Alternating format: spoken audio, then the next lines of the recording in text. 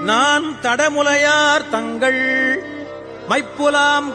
ஏறுண்டு கிடப்பேனை மலரடியினை காட்டி அப்பன்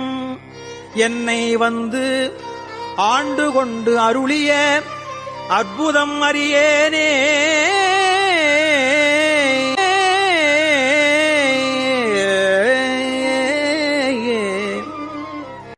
ஆட்டும் இவ்வுடல் உயிராயின இருவினை அறுத்து என்னை ஓசையால் உணர்வார்க்கு உணர்வறியவன் உணர்வு தந்து ஒளியாக்கி பாசம் ஆனவை பற்றறுத்து உயர்ந்த தன் பரம் பெரும் கருணையால் ஆசை தீர்த்து அடியார் அடிக்கூட்டிய